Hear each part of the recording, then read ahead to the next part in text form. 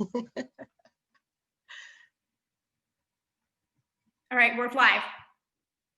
Good afternoon and welcome to the COVID Coalition for Families and for Youth. We're the COVID313 Community Coalition, and we have been coming to you for more than 25 weeks. 25 weeks of us sharing information, resources, support, trusted resources, and lots of love, Detroit, because we are moving through this crisis right along with you. And today, as we've always done, we're going to do some deep dives to hear from our health professionals, which is critical because we're continuing to learn the complexity of this disease and how it's manifesting itself. And we need to have knowledge because we know that with knowledge comes power. We also want to make sure that our young people and parents that are out there struggling right now, what are we going to do around online learning versus face-to-face learning? What are the questions and concerns that you have? You'll have an opportunity today to hear from Dr. Beatty. You're going to hear from public health officials and those who specialize in communicable diseases. So get comfortable, be with us. And I might say that not only am I proud to be part of this coalition, my name is Jametta Lilly, and I am blessed to serve as the CEO of the Detroit Parent Network. And I happen to be one of those women from Michigan. So join us, get comfortable, and let me introduce to you another one of those women from Michigan, my co-host, and with us throughout all of this time is Christine Bell. Thanks, Jametta. I'm Christine. As Jametta said, I'm the mom of 3 really wonderful children that started their virtual learning this week. And, you know, I am so grateful for teachers and our schools. And I can't wait till we can get back in the classroom. But I know that in this moment, we must make these sacrifices so that we can keep ourselves, our families, and our communities safe. And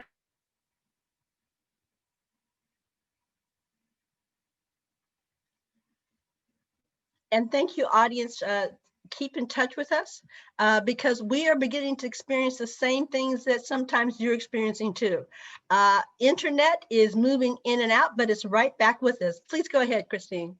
Okay. So I am, can you hear me now? Yes, we can. Great. Okay. So I'm also humbled to serve as the executive director of Urban Neighborhood Initiative. And obviously we are a member of COVID313 Community Coalition for Families and Students. We are translating the town hall to Spanish and ASL. So we want to give folks time to get in the right place so that they can and get comfortable so that they can be fully engaged in our town hall. So Cindy, can you please share the phone number for Spanish translation? Si necesita traducción en español, por favor habla al 313-626-7440. Hoy la señora Gloria Rosas y Ofelia Torres harán la traducción. Gracias. Cindy, can you? And we have the Arabic translation as well.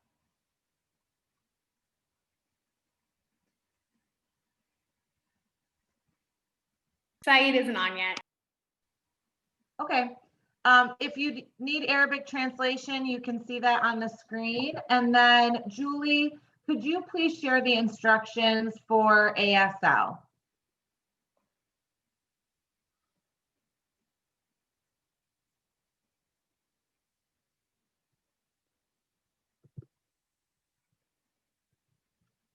Thank you so much, Julie.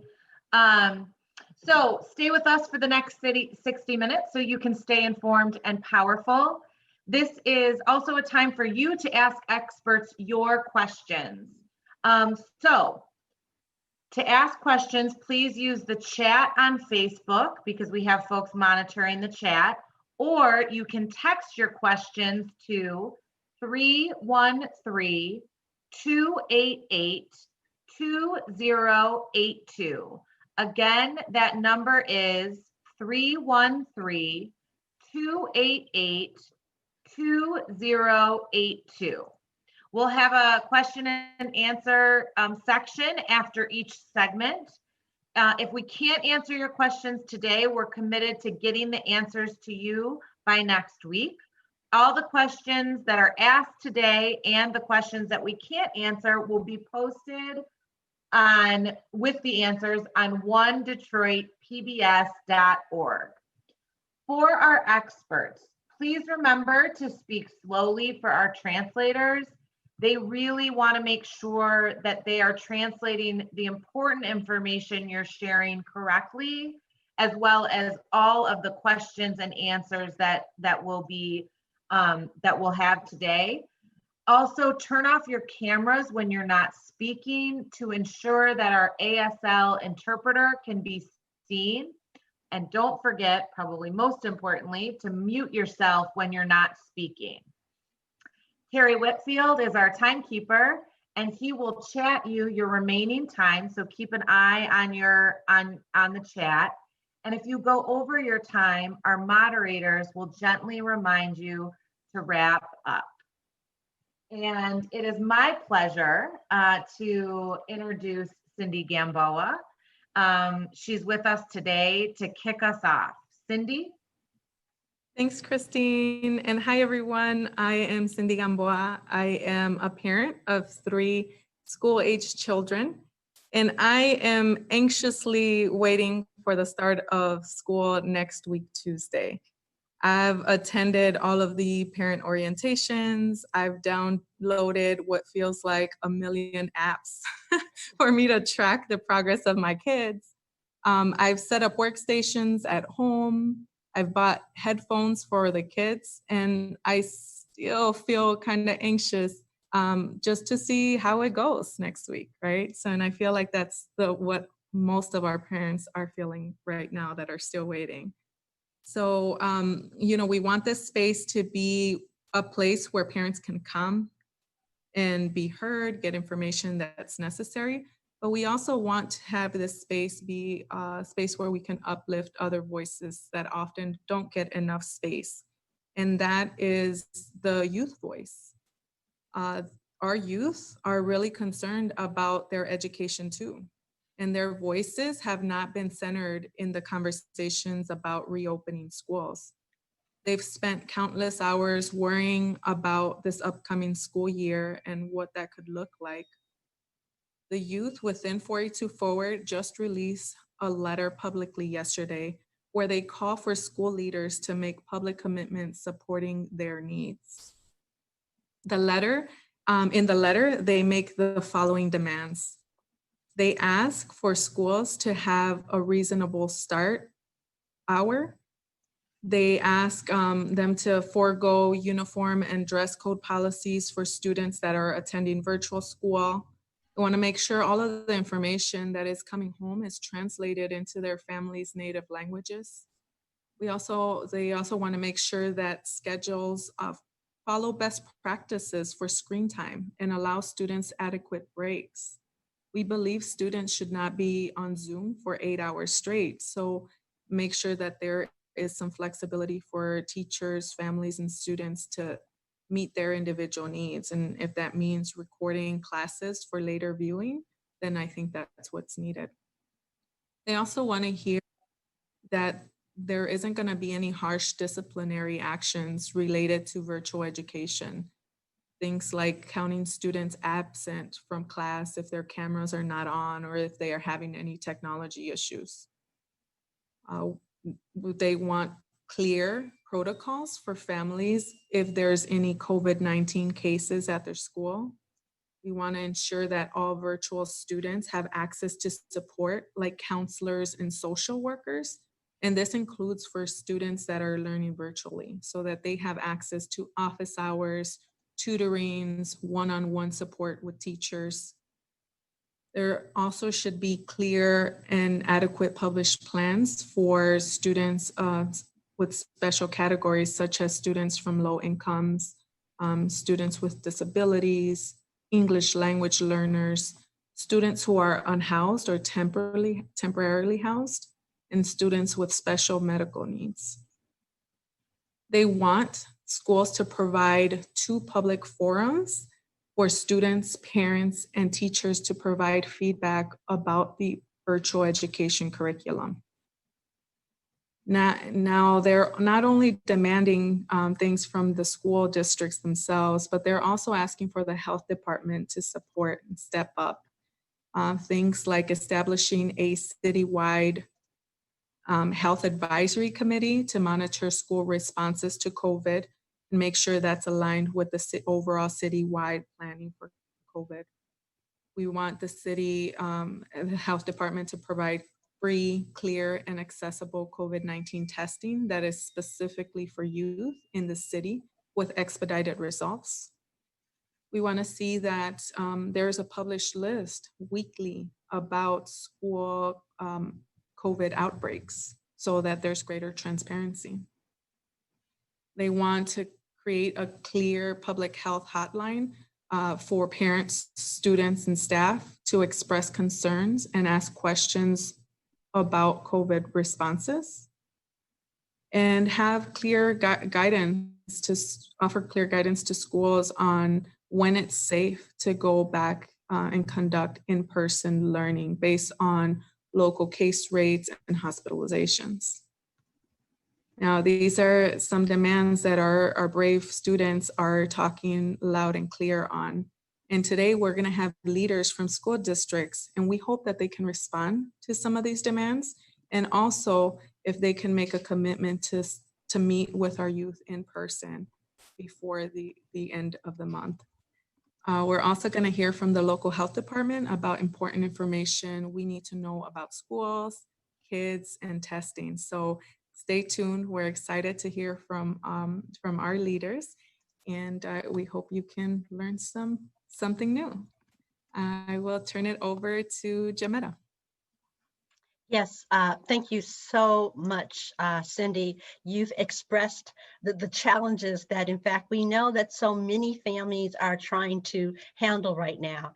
And thank you so very much for lifting up to our audience that we have phenomenal young people in this city, and their voices are being heard, and they are truth-telling. And we invite you to read their correspondence and also to sign on to it. Certainly, as the leadership for Detroit Parent Network, I am proud of you, and we will certainly sign and support this letter.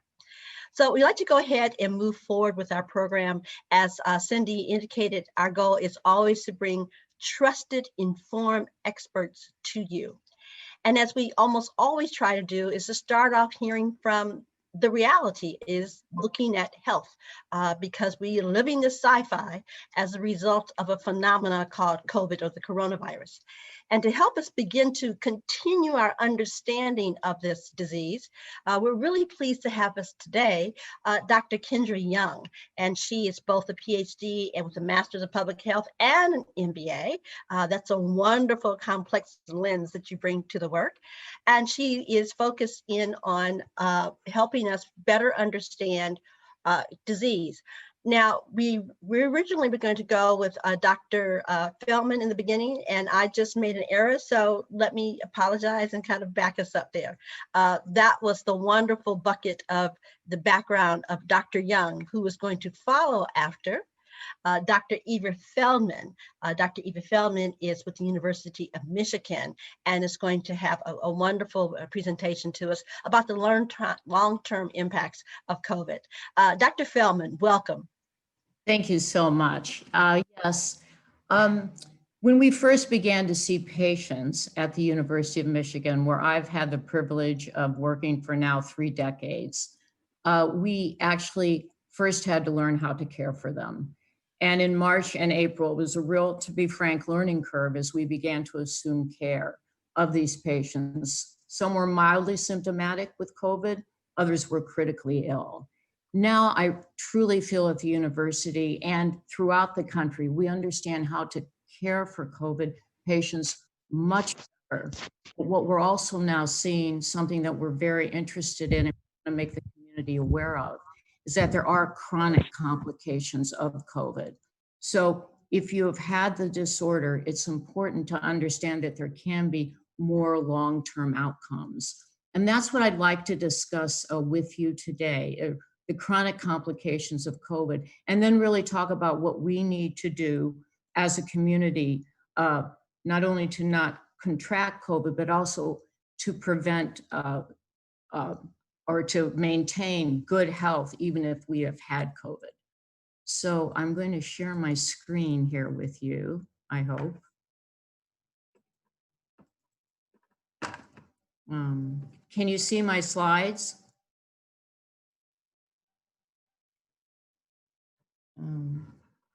I don't think you can. Am I correct that we can't see the slides? The slides haven't come up yet. And I So- think just a few Yeah. technical difficulties in the background. Please go ahead. Okay, so maybe Molly, I'll stop sharing and you can bring my slides up for me. No problem. Okay, thank you so much. I'm not quite sure why I'm having a technical difficulty. I am in a bit of a thunderstorm tornado right now, so it could be something to do with it. So what we do know as we're getting the slides is that when COVID enters the body, it has the ability to spread to all the organs in the body.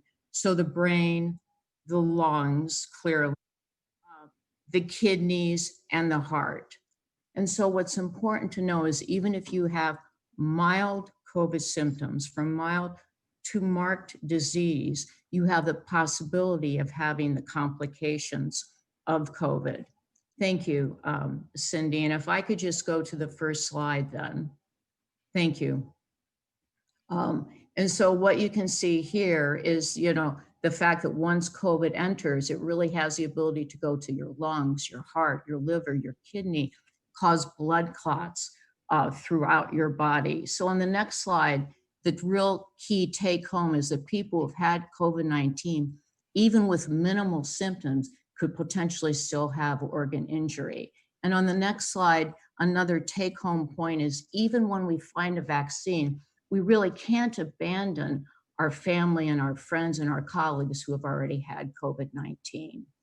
Now you can see on the next slide that when COVID-19 enters through the nose, it has a direct way to target and enter the brain. So the nose is actually connected directly to the brain, so the virus can enter the brain.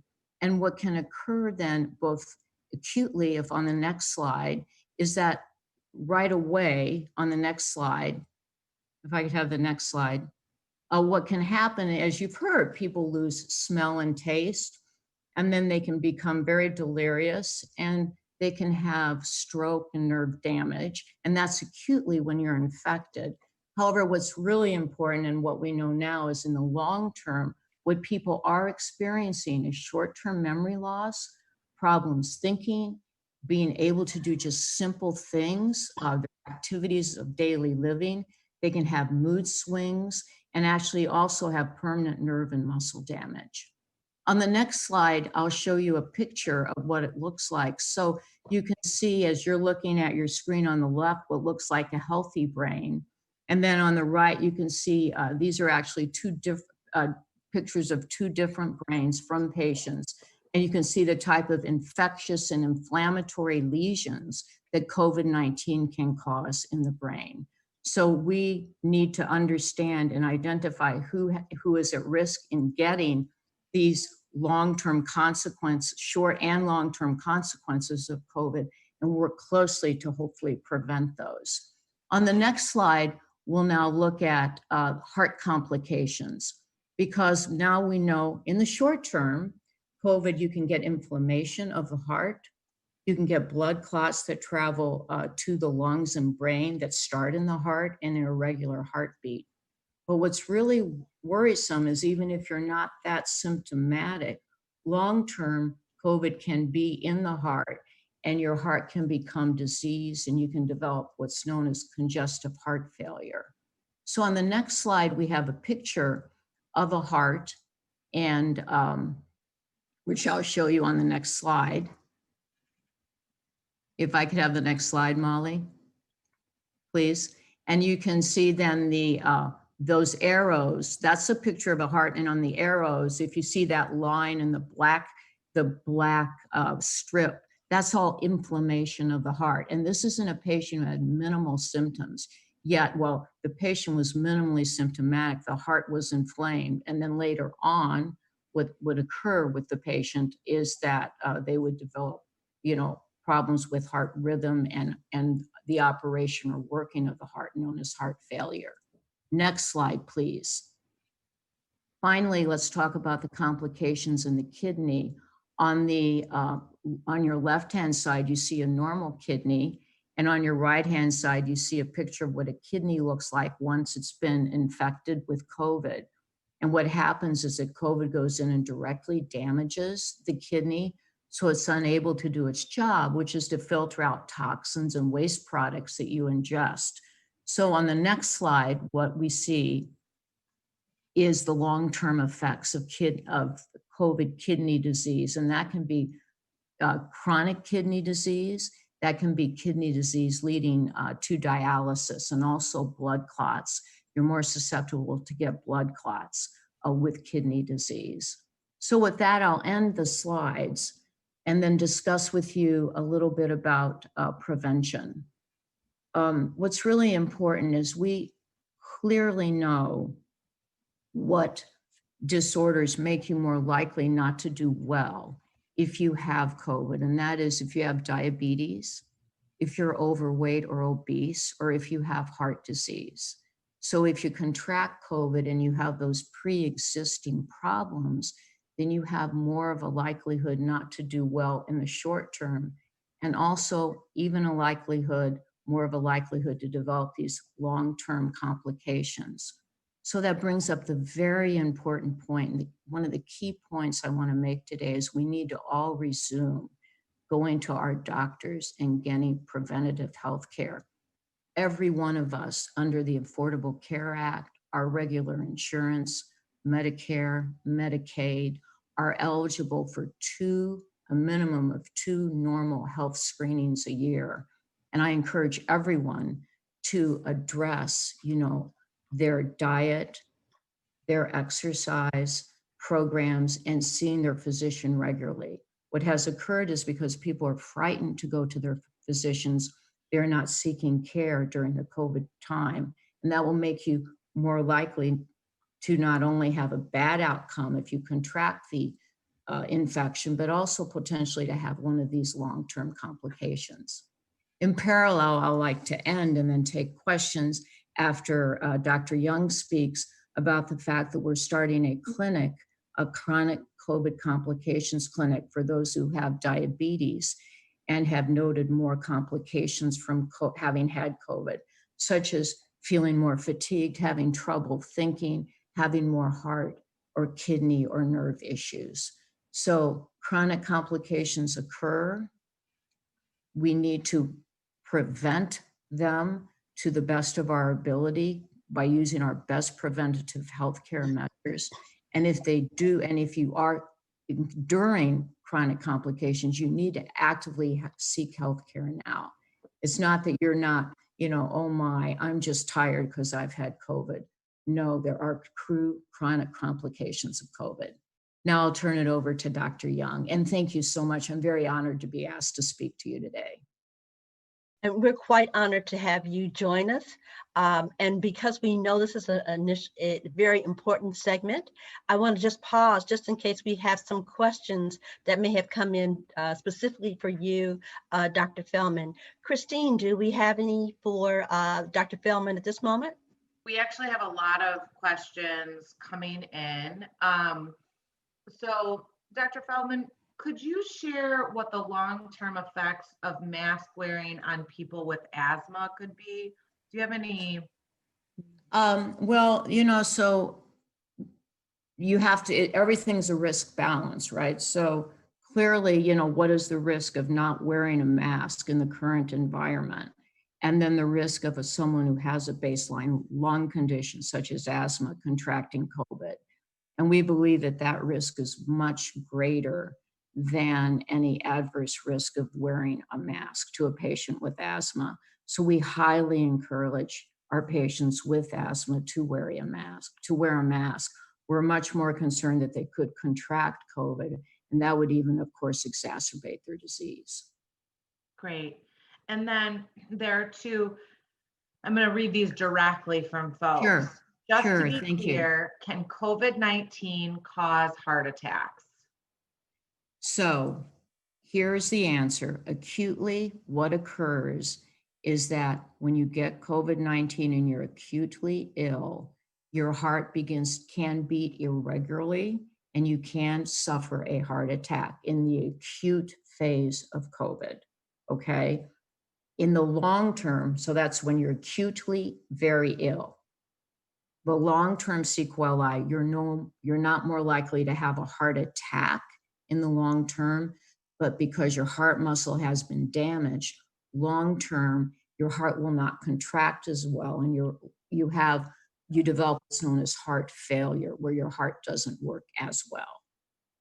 Okay, so for those of us that took science classes a long time ago, can you remind folks what acutely means?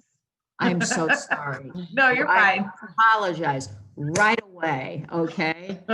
Okay, so that means that you have COVID, you're in the hospital, okay, and you are very ill. You are at a high chance of right away. You have a chance of having a heart attack right away. You get over your COVID, you go home, and then what happens is that if there's been muscle damage, okay, then you have the chance of having what's known as heart failure, where your heart doesn't pump as well and you get short of breath and it's hard to do activities. Great. And then does COVID-19 affect all ages similarly? Well, so that's a great question. We know three things. One is in the very young, there's groups of very young infants and very young children we are seeing who get a very unusual disease with COVID-19, where their arteries begin to become very slender, and it's an infection of almost the blood vessels and the lungs. And that occurs in a very small percentage of very young people.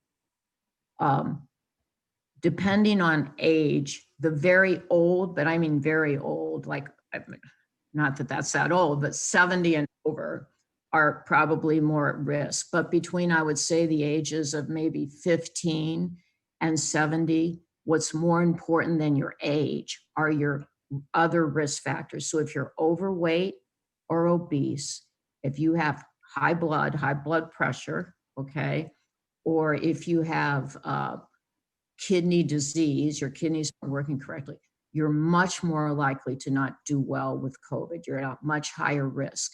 So that is age independent. Those are much bigger drivers of COVID and bad outcomes of COVID than age. Great, thank you. The other questions that we have, Jametta, let's wait until after we hear from Okay. Dr. Young. Thank you again so much, Dr. Feldman. Thank you. And you'll come back on for those. Yeah, great. I'm looking forward to it. Thank you. Good.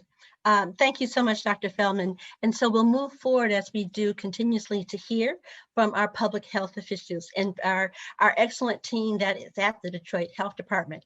So joining us is Dr. Kendra Young, and she is the manager for communicable diseases at the Detroit Health Department. Welcome, Dr. Young. Thank you. Thank you so much for having me. So hi, everyone. And thank you, Dr. Feldman, for your talk. I've been doing this for a long while, but I swear I've learned something new every day.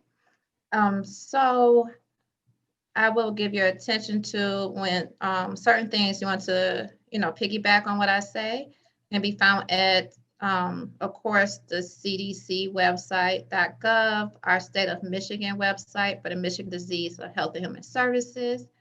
We also have City of Detroit do have a website, and that's www.detroitmi.gov/health. And these different links I can make sure I provide to the team so they can give it to you. And I would say that I am from Detroit. And I also have 2 kids. So I understand what concerns are when it comes from the parent side and the student side. And so I will say, like, my kids are not excited about going to school and they're in high school, so I do understand from different aspects. When it comes to the science, what's going on with COVID from the public health side, we have been very busy. Since this pandemic was declared and since everything has happened, we are focused on protecting the health of the public and for everyone. So just note that we always are doing research and looking at the science, and we know things changes often, so that we can inform properly. I will say that we do offer testing at the health department, and I will also say that the health department has moved.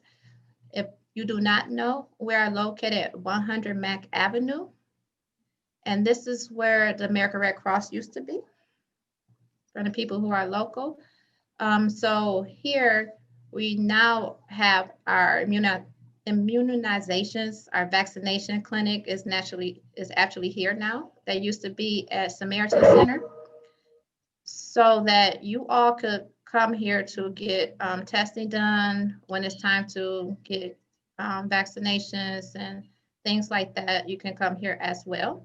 Our phone number is 313-876-4000. And then if anyone wants to call and talk to communicable disease, talk about anything with COVID, that's the same number that is called 313-876-4000. And you can put option 1. You can push that button, or you can talk to receptionists and ask to speak to someone related to COVID or communicable diseases. We publish data often, and those can be found on the website that I had mentioned earlier, Detroit Health Department website. And we try to make sure that we show things, excuse me, when it comes to the number of cases that we have had. And then the state of Michigan, as you may know, because you hear about it in the news, they publish things as well. When it comes to reopening for schools, I have worked with, and my counterparts here, we worked together, Detroit Health Department with Wayne County Health Department, and we have developed a virtual binder. And so we have scenarios in there. We have frequently asked questions. We have things to say regarding if this student has a positive COVID, what's going to be done. We have been doing a lot of work with Detroit Public Schools Community District. We are trying to develop other surveillance initiatives when it comes to reporting communicable diseases.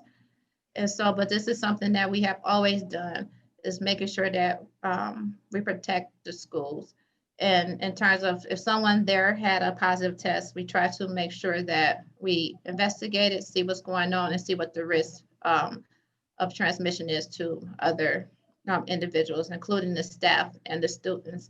So we are doing that when it comes to COVID, so that we can know. We have developed protocols with the school districts, with the state of Michigan. They have a safe school start plan that can be found on their website. And also with RESA, the Wayne Regional Educational Service Agencies, their website has a lot of things published, which includes our virtual binder and the Michigan Safe Start School Plan. So I believe that is a good place to look at as well. So I don't want to take too much time, but I will take questions. Thank you so very much. And as I'm sure there are more questions. We want to remind people again, you can put your questions into the Facebook chat.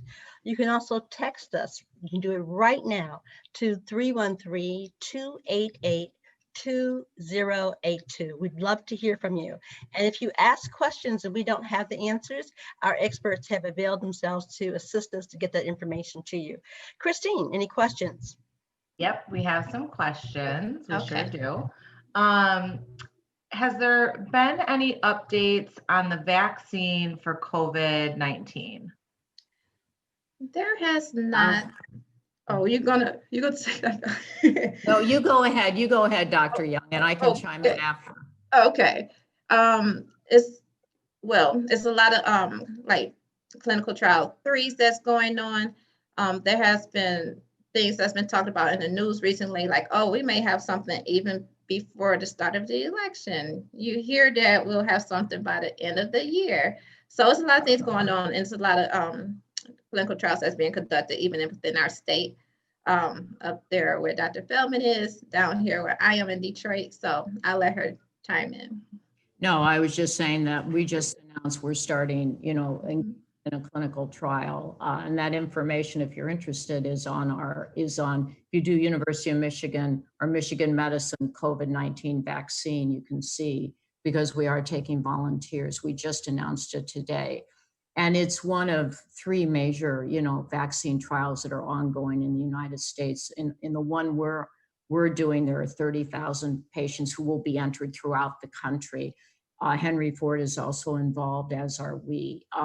And so I think I'm optimistic that because there are 3 large trials ongoing and they each have good, ideas behind the vaccine. There are 3 different types of vaccines that we should, I'm hopeful that something positive will come out in the shorter term rather than in the longer term. So sooner rather than later. So just for those of us that are not familiar with vaccine creation, what does a phase 3 trial mean? So, Dr. Young. Oh, so you can go ahead. Okay. Yeah, it's okay. Phase 3 trial is that a person will either receive the vaccine or the person could receive a placebo. In certain vaccine trials, though, everyone is actually receiving the vaccine. And then what you look at in this case is if you look at the incidence, how many people get COVID who have gotten the vaccine. Now that's how it's being done in these large trials. And so it's not like you get the vaccine and then you're subjected to COVID, like go out and try to get COVID and see if the vaccine stops you. That's not how these trials are going. You get the vaccine and then you're just monitored over time. That's the reason the trials must be so large. If you did a trial where you got a vaccine and then you were exposed to the virus to see if you'd get the virus, the numbers could be smaller, but that would probably not be ethical. Right. And then Dr. Young, could you explain what happens, how many more phases do we have after a phase 3? Because you had mentioned about, that there's some news reports that we might have something in November before the end of the year, so for those of us, just so that we understand timelines with vaccine creation, Dr. Young, what do we have after phase 3? Well, I will chime into Dr. Feldman when she's mentioned the word placebo. That means that they're not receiving anything. So, Thank you. And not to say, Yeah, sorry, but that isn't going to happen with these trials. Everybody's going to get vaccinated. Right. And so then that means like, okay, give somebody water instead of juice. Just, this was so just saying that. Dr. Feldman can answer that one better because I don't know what their plans are with it, but this phase right here is a really important phase. It's the last phase. So you have Yes. phase 1, phase 2, phase 3. And if it's effective, if it works, if the vaccine works, then what happens is the FDA has a panel that looks at the results and approves the vaccine. And then traditionally the CDC works with the company that makes the vaccine to distribute, to get the vaccine out to all the different places it needs to go to. Right. And so that's great because some people in other countries they've been skipping phases, or maybe it's like, oh, let me add another phase. But this phase right here is the most important phase. And it's the last phase. Yes. So it'll be final. Great. And so with that, with the health department, we come from the state, everything we are waiting for those approvals that Dr. Feldman was talking about. And so that we can go ahead and provide it. And we're looking at who's in higher risk categories and the more vulnerable and things like that. So we are getting ready for it. And so we can go ahead and deploy as soon as possible. Great. Well, that's really good to hear that that the plans are in the works in terms of getting the vaccine out, because that's also part of the process, right? Like how do you do that? How do you get it to people that are, so thank you, Dr. Young, for that. So I have 3 more questions. And so I'm going to ask them, so Dr. Young, could you speak to, are there any risks in getting the flu shot for people who may have never gotten it before? Any risks for children? Okay, I would say no. I know that this has always been a problem. People do not want to get the flu shot. But when the pandemic first started, it was flu season then as well. And so then it was a lot of things about, oh, do someone has COVID or do they have the flu? You know, but with any type of medication, you see some people might be allergic to eggs, so they should not take a flu shot that comes with eggs. I know I have been hearing conspiracy like, oh, they want us to get the COVID vaccine, but it really is still gonna be the flu vaccine, or it's maybe it's gonna be a combination. All that stuff is still being, done, but it's right now it's gonna be like something, separate. But the risk is always minimal, so we don't say it's a 0%, but everybody health elements are different in how they may respond. But I do highly recommend getting the flu vaccine.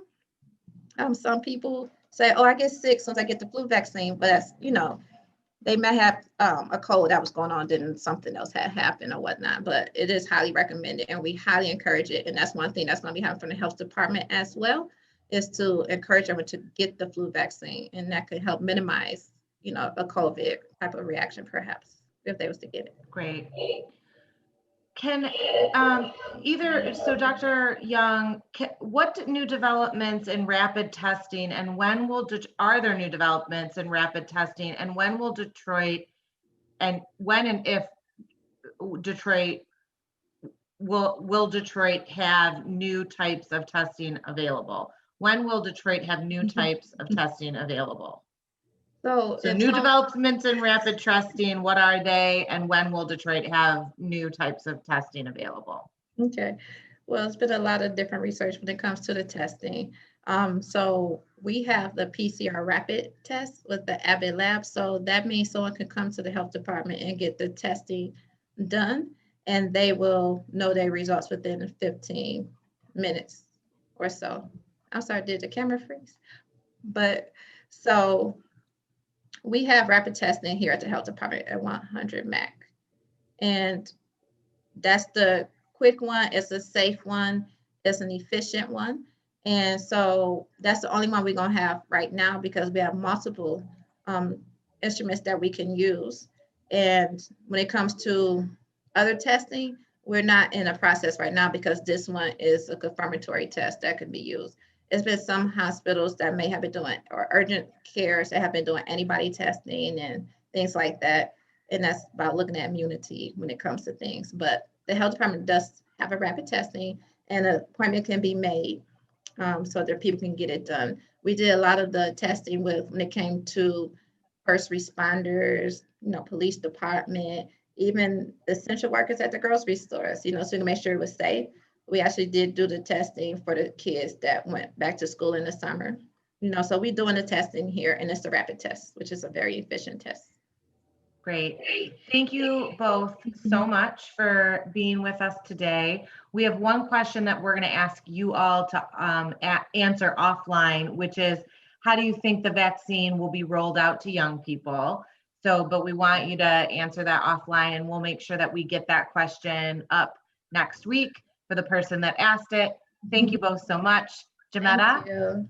Yes, thank you both, Dr. Feldman and Dr. Young. And we're going to continue now, both from our public officials, but to hear that public and leadership voice from our education leaders. And we are really pleased to welcome back Dr. Vitti, who is the superintendent of the Detroit Public Schools Community District, as well as Sean Leonard, and he is the director of the National Heritage Schools. We're so pleased that we have a young person who is going to conduct the interview with the two of you. But first, let me say, as always, thank you. Your voices matter to be available to our families and to young people. Welcome, Mr. Leonard, and welcome, Dr. Vitti. Thank you, Jametta. Thank you. And I do believe that our wonderful student is also going to take it away from here. Hi, my name is Jessica Mason, and I go to a DPSCD school called Benjamin Carson Medical and Science High School. So I'm going to be asking y'all a couple of questions from the community and from the youth collective. So for starters, what are the rules for students around turning on the cameras, and will students be reprimanded if they don't want their cameras on? Yeah, so great question, Jessica. With our students, so we utilize the cameras to help support our instructional approach in that remote setting. And so it's a resource to help with some of the modeling that's used with our curriculum. No, you wouldn't be reprimanded if you're not turning it on, but we purposely use it to help support you as you continue to grow. I would say on DPSCD's part the same. It's really just a feature that can help students if they want to see each other, they want to be seen, or maybe to be clearly understood with their question, but no disciplinary action would be taken if the video is off. It's also an opportunity maybe when class initially starts to quickly show the face, only to confirm attendance. That's the only thing that I could say might be the reason, but no reason to keep it on the entire time. Another question is, what is the most important info families should know as we start schools next week? So that's a longer answer there, Jessica, because number one, I think it's really important to know that our schools have been planning for your return since June. And so we've been intentionally planning for what we call our COVID loss, right? So you haven't been in school since March. And we truly believe that in-person instruction is the best to help you to continue to grow. And so we've been planning for that since June. So just know that the plans that we have in place have been ongoing to help your development as we go into the beginning of the school year.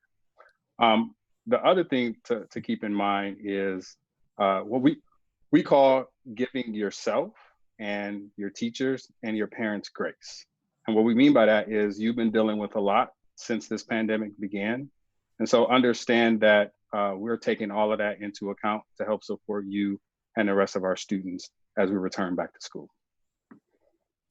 So I would say there's obviously a lot to say, but I would say it's important for parents and students to know that grades are going to be issued if they took the online option. I think we did everything we could to continue education in the spring when the pandemic first hit. But I think a lot of students are thinking that in DPSCD, the experience is going to be similar to what it was like in March and throughout the spring. It's going to be different starting on Tuesday in that we're using the full curriculum online, that we're using face-to-face. The hours, the school hours are the same. Now, it doesn't mean you got to be in front of a computer the whole time, but we're going to have all our classes like we normally would, and grades are going to be issued. And that's very important for all students, but especially our high school students, because those grades will go on transcripts, and those grades matter regarding college and other opportunities. So I think that at a highlight level, that's probably what I would emphasize. Okay, that sounds very good. Can you talk about the schedules for schools and about how long students are on Zoom and why? Yeah, so the way we've structured our what we call our remote learning plan, Jessica, is we have a combination of what we call synchronous and asynchronous instruction. And so what we mean by synchronous is that there's going to be specific times for you and the rest of your students to connect directly with the teacher to help you with your core content area. So ELA, math, science, and social studies. But then we also have what we call asynchronous content, where you don't necessarily have to be scheduled a time to complete some of the work or activities, but it is going to be expectations centered around completing those assignments. And those will be graded. Those will be a part of your growth as a student. And our teachers will use that information to help with what we're doing during that synchronous scheduled time to help support. So the schedule for online will be the same as face-to-face. But when we think about screen time, let's say we're talking about a high school student and the class being 50 minutes long, the teacher will introduce the lesson for probably 20 minutes or 30 minutes. That could lead into a whole group discussion. Or after the introduction of the lesson, then students would have time to work independently or maybe in groups while they're online. So although the schedule reflects, the online schedule reflects what will happen face-to-face, it doesn't mean that the student will constantly be looking at a screen or listening to a teacher talk the entire time. The screen time will be to introduce the lesson, maybe ask questions, interact with peers, but not necessarily staring and working off a computer for 8 hours. You'll have independent time where you won't need the computer because you'll be able to do your independent work. And then for K-8, at the K-8 level, the reading block, for example, may be 2.5 hours, but it's not as if students will be looking at a computer for 2.5 hours. Again, they'll get an introductory lesson to the content and then have time to work in small groups or on iReady. Whatever you see in the schedule doesn't mean that you have to stare at a computer for that amount of time for online learning. Okay, and can you tell us where we can find the schedules? Yeah, so with our schools, our families can get those schedules directly from the main offices. Some sample schedules have been posted on the different schools' website, but your individual schedule is going to look a little bit different than another student in a different grade level.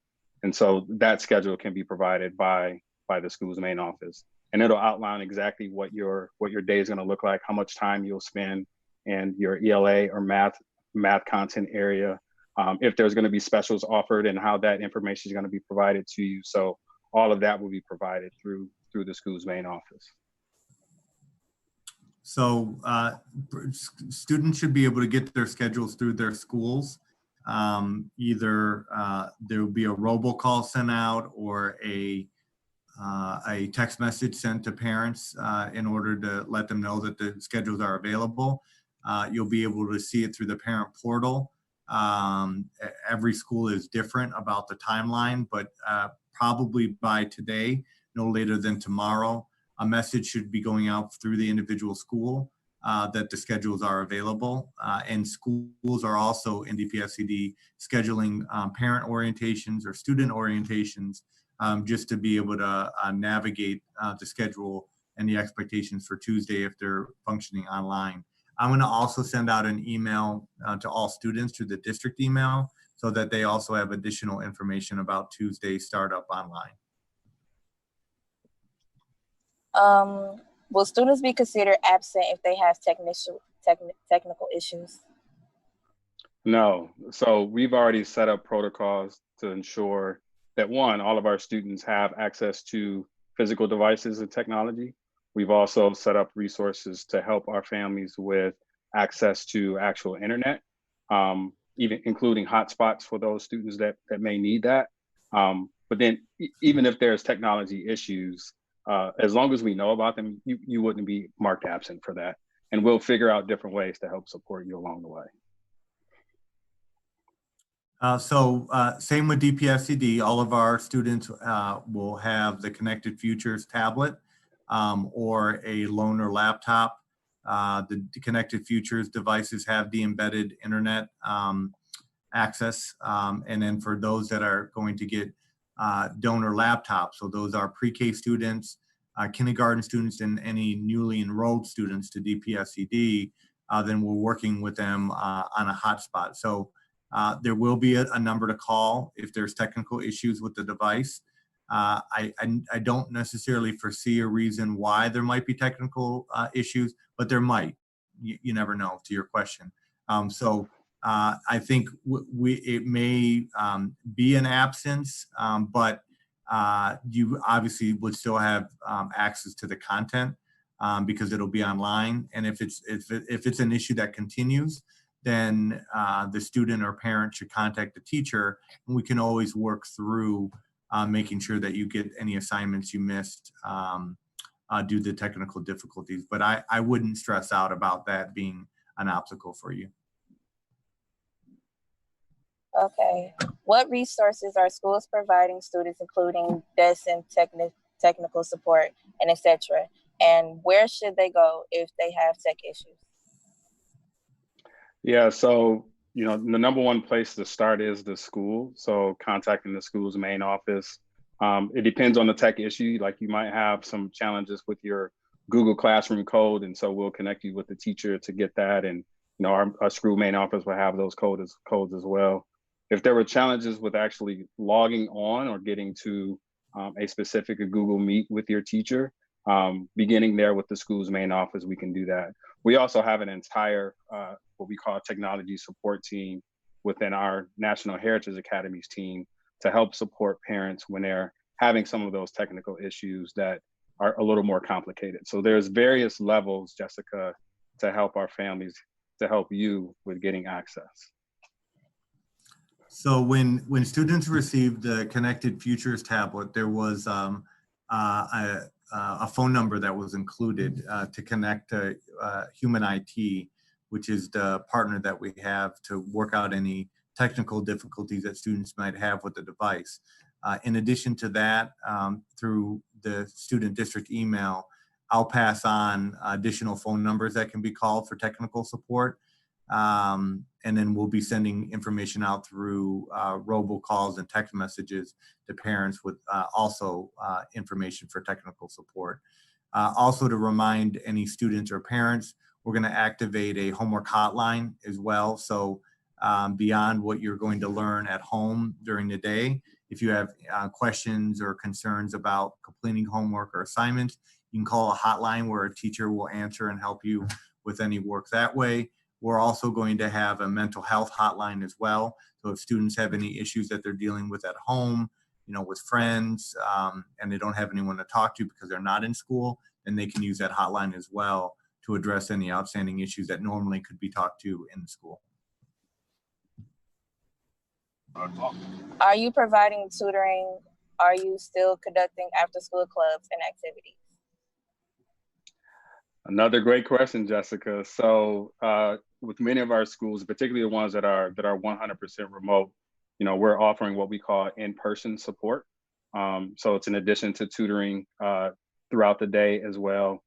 Students can come to the school, receive that one-on-one or small group support from the teacher to help them with progressing with their learning throughout the week and also throughout the year. So that's going to be structured also. When it comes to the after-school clubs, that's one that is more of an individual school basis. And as we look at starting with 100% remote in most of our schools in the city of Detroit, we'll revisit that once we start in-person instruction. So students, even if they pick the online option, can still participate in sports and extracurricular activities. We will be possibly offering clubs online as long as the club sponsor is willing to do it. The same goes with face-to-face. Other activities could also happen at the school, like band, cheerleading, other and art clubs and other art related activities, as long as the teacher or the sponsor is able to and is willing to run it. That's the only barrier at this moment, but I think that would depend at the individual school that the students are at. But I would ask right away if you were once involved in a club or an activity, if it's going to be provided through the teacher or the principal. And that information should be given by individual schools.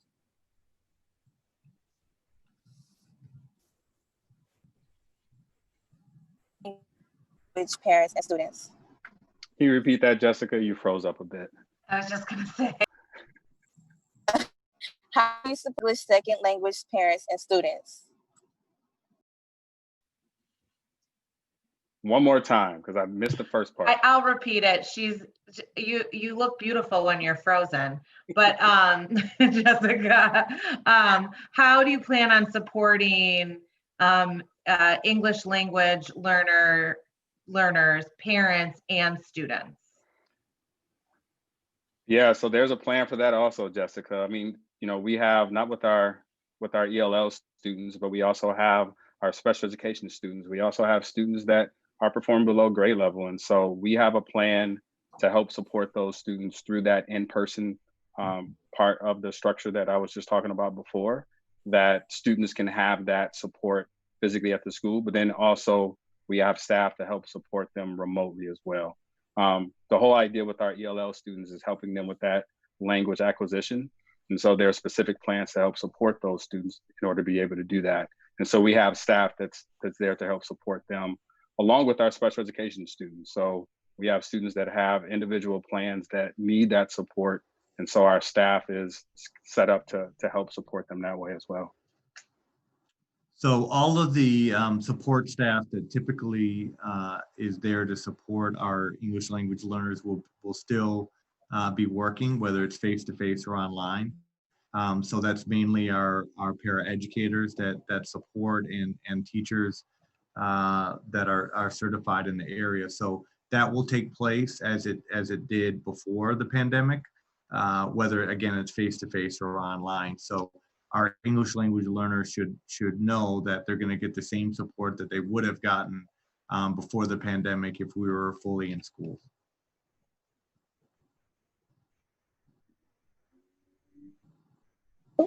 One more. Okay, so two more questions for you guys. I'm sorry, y'all. Dr. Vitti, would you be able to do a public meeting the week on the 15th for the first week for feedback about our demands? Yeah, so I did see something on social media about it. I don't know the details. I really was just seeing it on social media. I think you're referring to just a number of issues and concerns that students have that are that are connected to 482 Forward. So I don't know the details, but I generally saw what was on social media. So I would be willing to schedule something like that. We just have to figure out the right date on the schedule. But yes, I'd be willing to do that once things settle down with the reopening process. And I know Cindy mentioned a similar question earlier when we were talking about some of our ELL students. And so I know that our principals would be more than willing to do the same thing. I think it's really important, Jessica, that you ask that question because our students have questions that they want answers to. And so our school leaders are definitely available to help support that. And Mr. Sean, do you think that you can do a forum for the first week feedback the same week too? Absolutely. We just need to set it up. Hopefully you'll be there. All right, great. Thank you so much, Jessica. We have a lot of questions actually from the audience. And so we wanted to get to some of them. I just want to forewarn everyone that we're not going to get to all of them live, but we'll definitely give them to our school reps so that they can give us the answers back. Jessica, great work. Thank you so much. What I did do for both of you is I put in the chat the letter that the 482 Forward Youth Collective published, and it has the demands in it so that you can become more familiar with what our young people are asking for in this moment. And so so these are DPS-CD questions, Dr. Vitti. One of my children's schools has not indicated when they will receive materials. What is the expectation regarding the dissemination of materials? Yeah, so with over 100 schools, a lot of this has to be coordinated at the individual school level. And so if they haven't received a date, they really should have at this point. So I would encourage the student or the parent to email the teacher directly and even email me if they're not getting a response.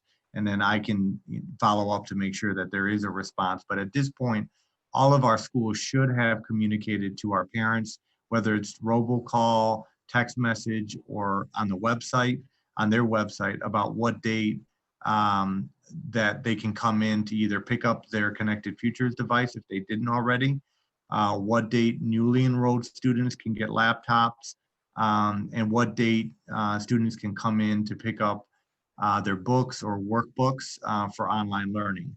Obviously, that's an easier process for those that picked face-to-face, but for those that picked online, we're going to give workbooks, novels to online students as well. But the date should have been communicated through individual schools. And so, Dr. Vitti, and I know Crystal is on as well, could you share numbers with us in the event that folks can't get a hold of school staff or haven't gotten those emails yet and haven't been able to connect with their schools? We know that there's been a couple of students that haven't been able to get their laptops and things like that. And so we want to just be able to give parents numbers that they can call if their school isn't able to answer those questions for whatever reason. And then, so this is another DPSCD question. Sorry, I thought so. At this point, I think this is an important one because it feels like in part an enrollment question. But at this point, how many DPSCD schools will offer in person? Yeah, so all schools are offering face-to-face. It just depends on the grade level and subject area. So there are schools where the majority of students and teachers are online, but even within that, there are some grade levels and subject areas that are still offering face-to-face. So that's probably better understood at the individual student or family level, because so let's say I'm a parent and I wanted face-to-face, then I know whether my school is able to offer that or not. But Crystal may have wanted online, and we're at the same school as a parent, so she wouldn't necessarily know what was offered face-to-face. So that's just generally the case. And I think it's important for all of our students and families to know that all of our schools are going to be open. They're all open at the minimum as learning centers. So even if you chose online learning, and let's say, for example, you're younger and families don't feel comfortable with you being home alone, and their work schedule doesn't allow them to be at home, then you can go to your enrolled school in the morning, come in, eat breakfast. You'll be in a classroom with an adult or in a cafeteria or a media center. You can use your device that you were issued or a laptop at the school, log in, and then you'll go through your learning as if you were home through your certified teachers, but in the learning center. And there'll be an adult there that can answer any questions that you have. That's open to all of our students, even if you picked online. And then there are some face-to-face students who their teachers did pick the face-to-face option, so they'll get that subject face-to-face.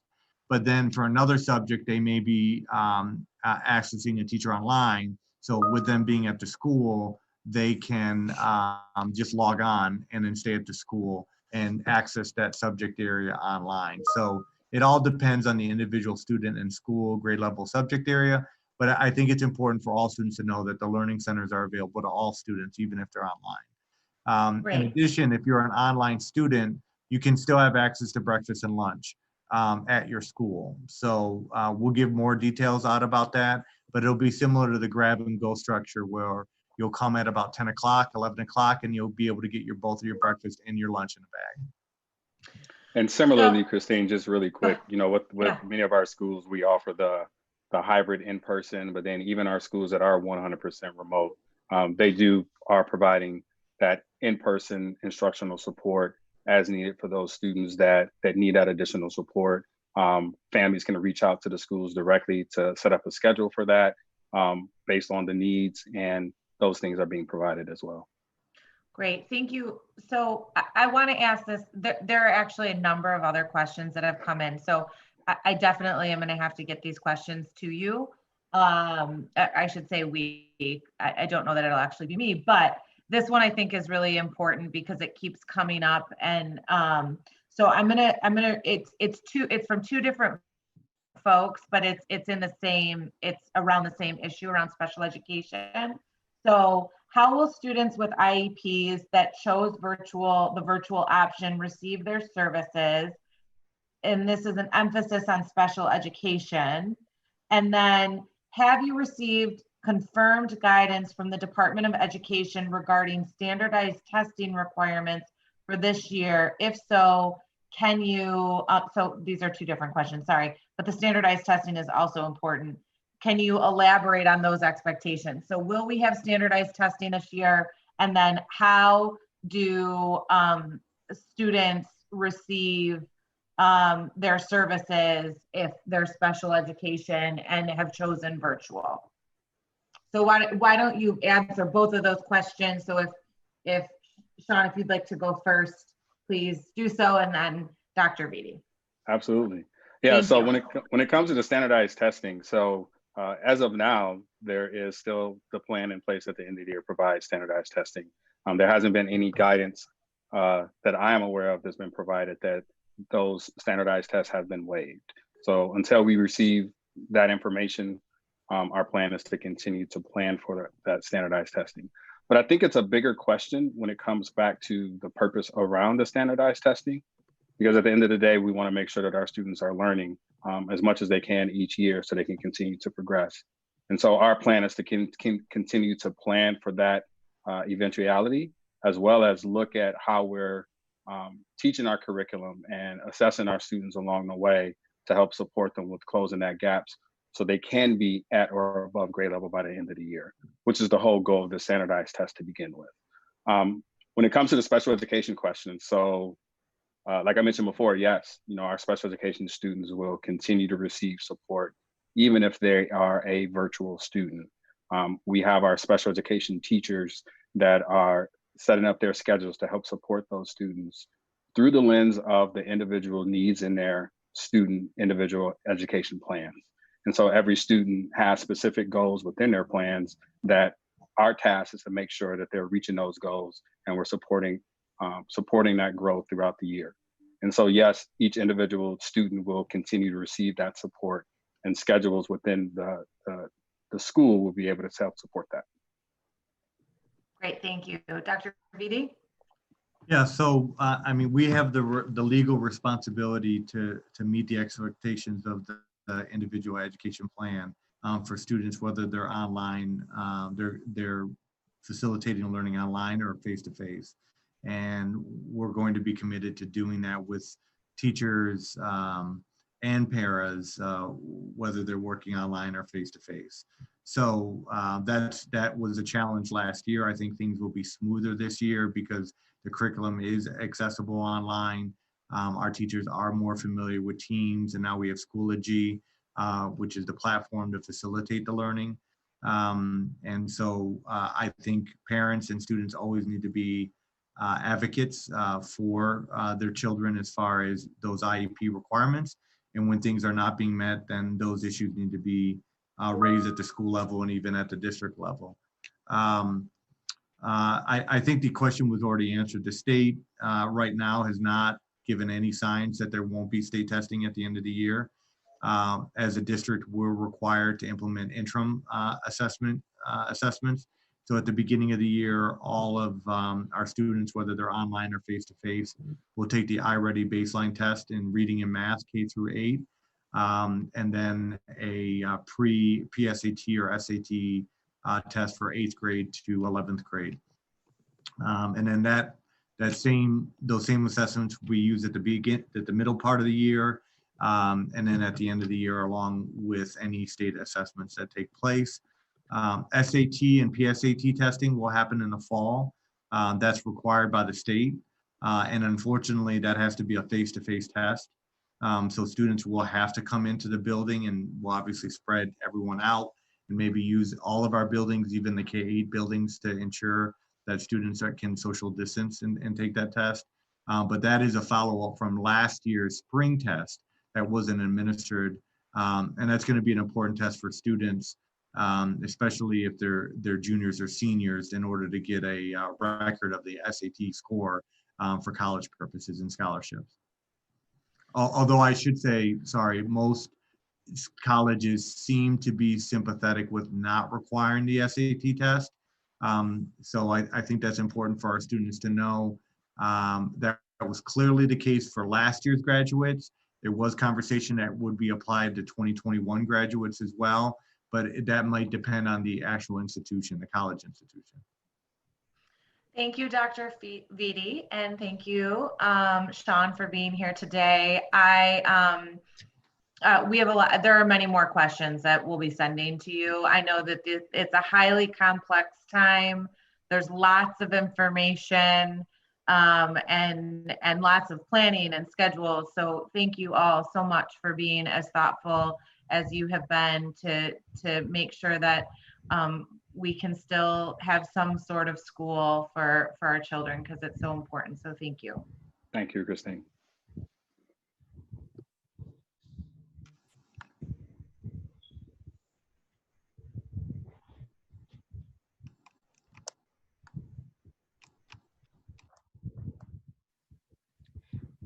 So Christine, if we don't have any more questions from the audience, I believe that kind of winds us up to hearing the voice of one of our parents from Hope Star Tier.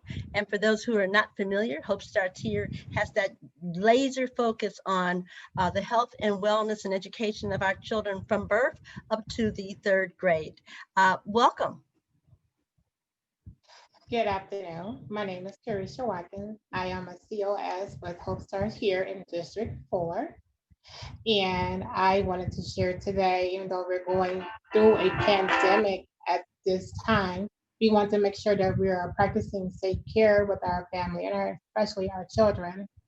And we encourage a 6 a day every day, which is a celebration of our children. We encourage them, when interacting with them, playing with them, talking to them, hug them daily, let them know that they are a part of our community and that we love them, and we want to encourage them to talk about what they're going through and how they're feeling. We also want to sing to our children, and singing to our children encourage them to express how they're feeling. Also, reading to our children gets them to develop their communication skills. I am so sorry, someone is calling me. And also playing with our children. And these are the activities that we want to do daily with our children.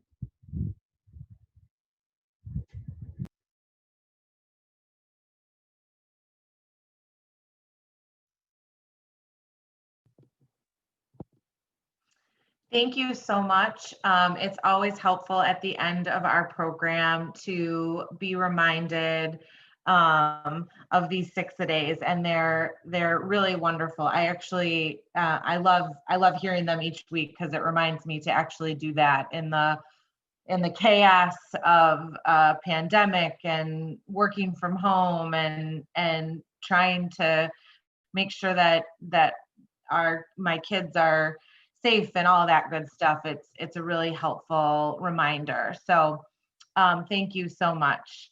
We're posting a survey in the chat right now. If you fill it out, you'll be entered into a raffle for a $25 gift card. It's time to wrap up our town hall. This has been really great information. We also had a lot of questions, and we will definitely get the answers to all of them. But first, we want to thank all of our panelists, and we want to thank each of you for joining us. You will find the answer to all the questions. We'll post them next week on onedetroitpbs.org and on the DPTV Facebook page. If you would like regular updates, please fill out the form that's in the chat right now, or you can just put your email or your phone number in the chat, or you can text us that information to 313-288-2082. Again, that number is 313-288-2082. And seeing how many questions there were and knowing that we are entering into a school year that is like no other school year we've ever experienced. If you have questions during the week that you would like us to ask during this town hall or next week, or if there are questions that you have that we can bring experts on to answer in the coming town halls, please use our text message line 313-288-2082, and you can text those questions in real time whenever you have them during the week, and we will get them answered on the next town hall or in future town halls. We have a few Christine. asks, like always. Please connect with your school. School starts on Monday. Some schools started this Monday, but most of our schools start, I'm sorry, not Monday, Tuesday of next week. And so it's really important that schools can prepare, whether you're going to be virtual or not virtual. Please call your school, let them know that you are in and that you would, what type of instruction you would like, in person or virtual. Also, DPSCD is really encouraging families to contact their schools directly to reduce wait times from the district-wide phone line. And there are parent academy trainings next week, so please sign up for those. And then also connect with your school if you're DPSCD. If your contact information has changed, please make sure you update them when you contact your school so you can get the robocalls and text messages that they have sent out. So whatever school you want to go to, make sure you connect with them and tell them to count you in. We want to remind everybody to register to vote. We have an election coming in November. So please register. If you have already registered, it's going to be really important during this pandemic that we've got a plan to vote. And so you can go to ballotready.org to make that plan. And then another reminder and an ask, the new deadline for the census to be completed by all people in this country is September 30th. So we have less than 30 days to make sure that we are all counted. And so please fill out your census. Please encourage your friends to fill out your census. The information is not shared with anyone and it's not released for 72 years. So please make sure you fill out your census.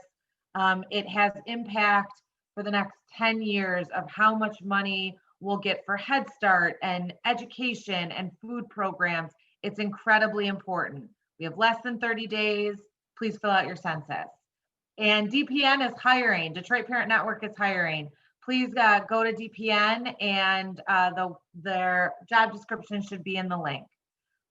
And as always, we want to hear from you. We want to know what you want to hear about. If you have experts or topics that you want to hear more about, please chat us now or text us at 313-288-2082. Again, that number is 313-288-2082.